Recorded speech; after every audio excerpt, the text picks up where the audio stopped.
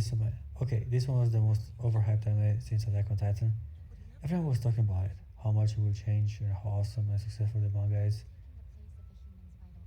Well, in terms of art style, the animations, it looks different, more of a shonen, more of a seinen than shonen at that. But the first episode did a massive blunder and presented some awful anime CGI, like Berserk level bad. This really dropped my interest for this series. It feels a lot like Jujutsu Kaisen with some random guy making back with a demon and getting demonic powers. Here he even takes a weird form of a chainsaw in his head and his arms. Well, I guess it is an interesting gimmick and kind of refreshing to see a full-fledged monster on the screen and not just a fuckboy with red eyes and some black clouds behind him. I'm talking about you, Bleach. We'll get to that in just a second. Who am I kidding? People have come here to see two things. Pun intended. Machina and power. It's fine. What's your name? And there goes. These waifus are even more overhyped than the show itself. However, when it comes to their appeal and sexiness, yeah, I can say the anime succeeded in winning me over and get me hyped for some novelty. The manga made these waifus into goddesses before they even got the anime adaptation, and now it's fun to see girls with big boobs outside high school be action stars and act promiscuous towards the main character. The protagonist is the typical introvert or badass who is energetic and tries to enjoy as much as he can of his life. The protagonist's best friend is always a mean, more silent guy, kinda like in Naruto. This archetype will never die, no matter how innovative and original your anime pretends to be. The gore is okay. I mean, I've seen a lot more action and blood in Hellsing Ultimate or Tokyo Ghoul, but hey, the characters is what makes this anime unique and enjoyable. The four main casts are basically Natsu, Urzaku, and Lucy, but the girls are a bit meaner and more controlling. I like how they act more like adults rather than teenagers, and it's a breeze of fresh air with some young people who have matured as the main stars of an anime.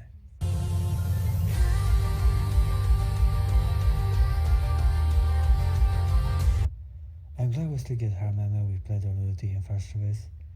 At certain point the genre was started to be more mainstream, like Date Alive, with mild content. How we have plenty of titties this year, which show the perversion has prevailed, and the issue tag is as strong as it always has been. Also, I kinda like how anime is starting to mature, or for the better term, it's morphing into something less shonen and more seinen, as the millennial generation is now well into its 20s. That's why Peter is a dude in his early youth and not some teenager. This works wonders with the harem genre. It allows for more risque content and activities between the girls. It feels more natural to have girls in their late teens be naked and act like hoes rather than teenage girls in high school who are still financially dependent on their parents.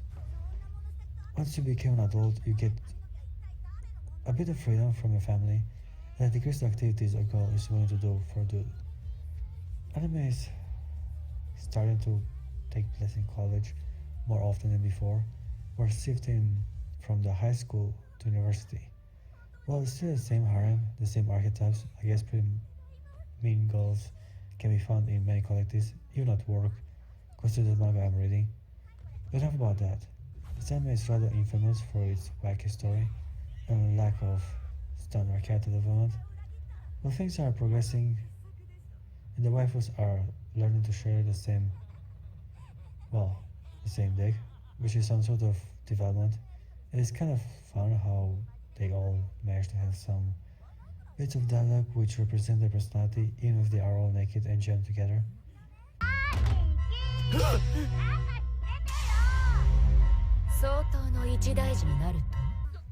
You want to see some beauty? Some amenities and all shapes of sizes? Here you go. This show has it all and even more. Pretty great in the films of our time. It's one of the rare anime which actually has sex in it. The Harem King is actually getting busy with the girls. And he's frequently getting laid nearly every episode. He's not modest enough to do a girl at a time. Here the Harem is more than willing to share and compete for his chosen sperm. And all these beautiful, popular type girls are getting undressed and aroused together. Now the second season introduces two younger sisters. First is Lucy Grill, the main character sibling.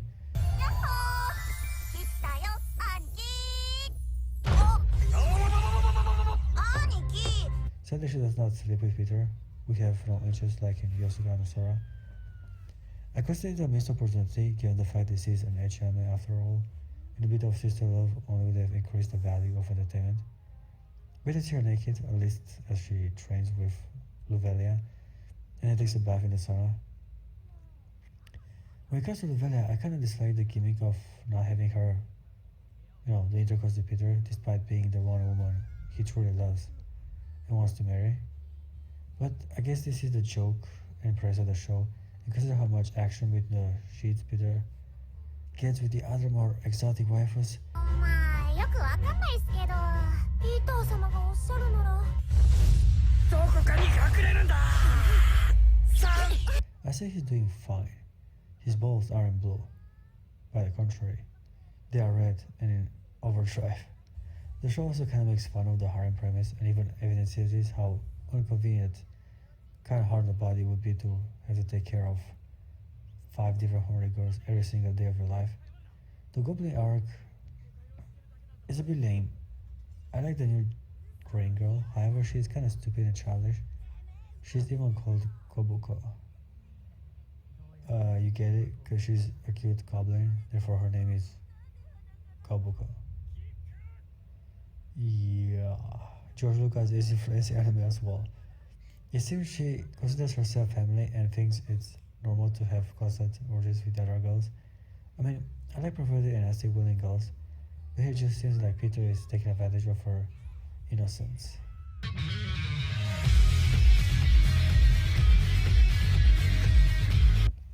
Bleach 100 Years War. Well, yeah.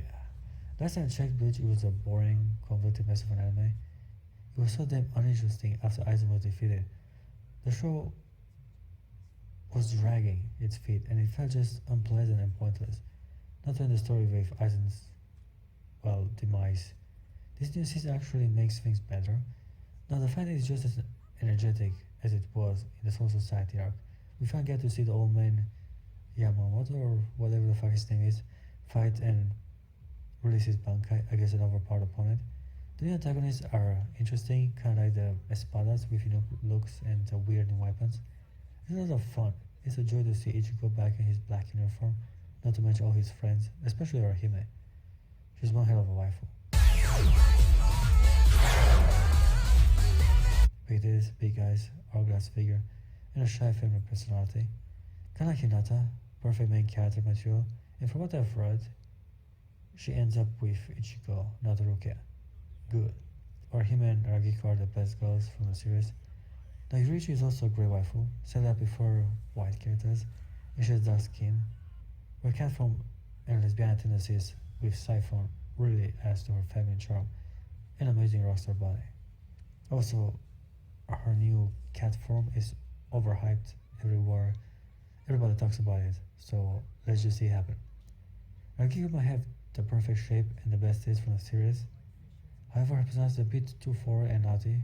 For some reason, I prefer the more perverted character of Yorichi. I guess I contradicted myself a bit. But Ragiko is more seductive, Yorichi is a bit more forward and nasty. Even though they are both easy women who flirt around and act like promiscuous models. Yorichi is often representing herself naked in front of Ichigo.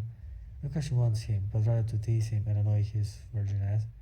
I like her tattoo on her hips. Kind of reminds me of Revi from Black Lagoon, a bit of Urza, doing rude behavior and dominant foreplay.